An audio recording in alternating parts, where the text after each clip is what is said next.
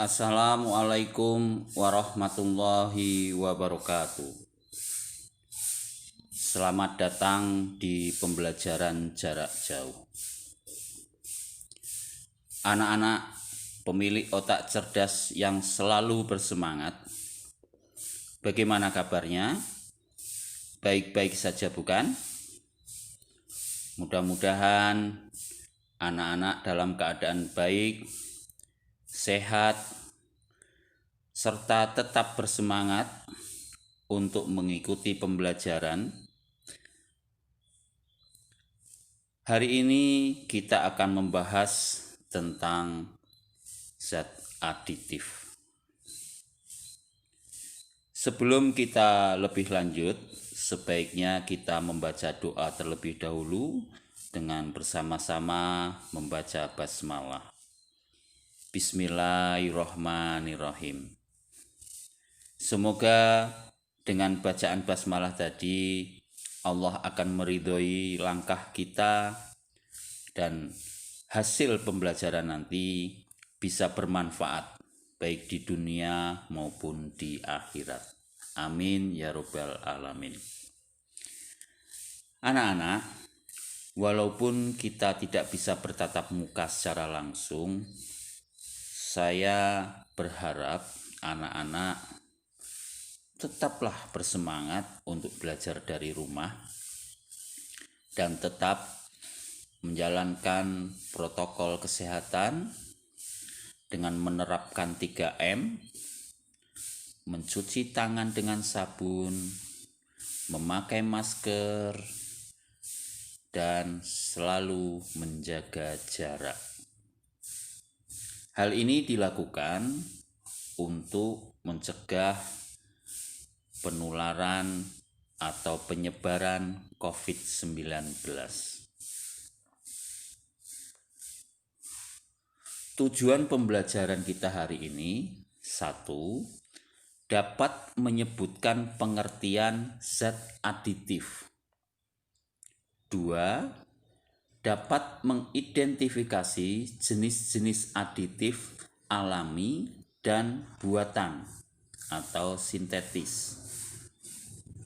3. Dapat memberikan ide pengganti zat aditif yang lebih aman bagi kesehatan. Zat aditif. Apa itu zat aditif? Pengertian zat aditif adalah zat yang ditambahkan atau dicampurkan pada waktu pengolahan makanan, baik itu disengaja ataupun tidak disengaja. Berdasarkan bahan penyusunnya, zat aditif ada yang berupa bahan kimia alami, yang nomor 2 bahan kimia buatan. Sedangkan berdasarkan fungsinya, zat aditif tipe pewarna, pemanis, pengawet, dan penyedap.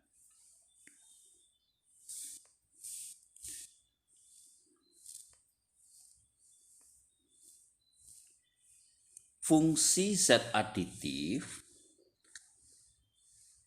adalah 1. Memperbaiki tampilan. 2. Meningkatkan cita rasa. 3. Memperkaya kandungan gizi. 4. Mengawetkan agar tidak cepat busuk. Kita bicara tentang bahan pewarna alami. Bahan pewarna alami misalnya kunyit, daun suji, dan lain-lain. Anak-anak, yang kita maksud adalah bahan alami untuk makanan ya. Sedangkan bahan alami buatan atau sintetis ada tatrazing, amoizin, eritrosin, biru berlian, dan yellow CFC.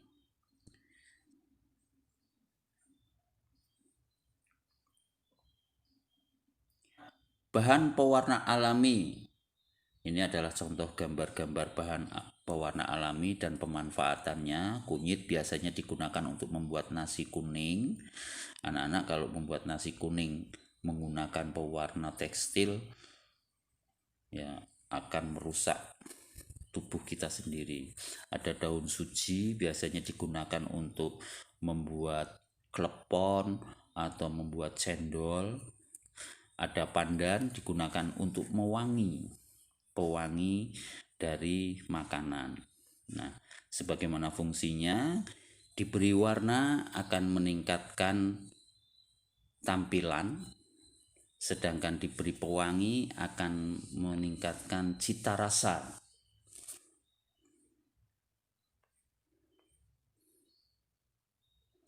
Bahan pemanis alami. Ada gula pasir dari tebu, ada gula merah dari aren, ada madu dari lebah. Sedangkan bahan pemanis buatan atau sintetis ada dulsin, sakarin, siklamat, aspartam.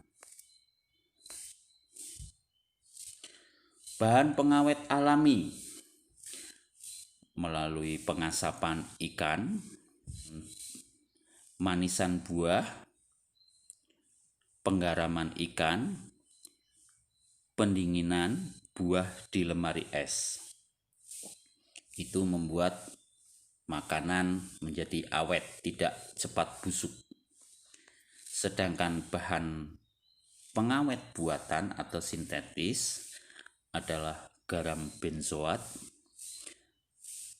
dapat menghambat pertumbuhan bakteri, gas etilon, oksida, dan gas propilen. Oksida membunuh bakteri, jamur, dan virus.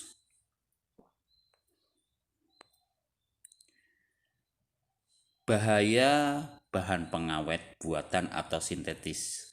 Anak-anak, kalau kita akan sering menggunakan bahan pengawet sintetis, itu sangat berbahaya. Di antaranya ada formalin, biasanya digunakan sebagai bahan pengawet tahu, dapat menyebabkan kanker paru-paru dan gangguan pencernaan serta jantung. Ada borak, ini juga bahan pengawet bakso, biasanya dapat menyebabkan gangguan pada otak, hati, dan kulit.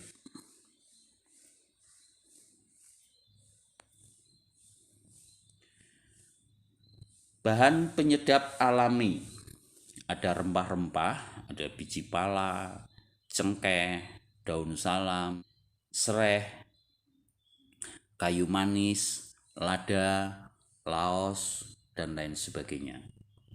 Sedangkan penyedap buatan atau sintetis, monosodium glutamat atau biasa disingkat MSG, atau vetsin, fermentasi tetes tebu dibantu bakteri Micrococcus glutamicus. Anak-anak biasa menyebutnya micin, biasanya disebut begitu. Hydrolysin vegetable protein, HVP, garam guaniat, garam inosinat. Ini adalah dampak-dampak negatif dari zat aditif, anak-anak. Misalnya zat perwarna sintetis, itu dampaknya bisa membuat kita alergi dan kanker hati. MSG atau micin, dampaknya mengakibatkan kerusakan otak, mempercepat proses penuaan, migrain, stres. BHT dan BHA menyebabkan kelainan kromosom pada orang, alergi terhadap aspirin. Sulfik bisa mengakibatkan sesak nafas, gatal-gatal, dan bengkak. Sedangkan pemanis buatan Sakarin bisa mengakibatkan kanker kantong kemih. Aspartam bisa mengakibatkan gangguan saraf dan tumor otak. Anak-anak pecinta IPA yang saya banggakan, anak-anak nanti bisa mengerjakan tugas praktek di kolom tugas, yaitu setelah anak-anak memahami materi tentang zat aditif, anak-anak bisa mencari info gizi yang ada pada kemasan makanan ringan atau minuman. Kotaan yang ada di belakang kemasan biasanya ada tulisan info gizi, gunting dan tempel pada lembar kerja. Kalian bisa unduh lembar kerja di kolom tugas. Kemudian kalian tentukan zat-zat aditif yang ada pada data info gizi tersebut. Kemudian buat laporan kamu sesuai dengan LKPD pada lampiran tugas yang diberikan. Demikian anak-anak pembelajaran hari ini. Salam tangguh.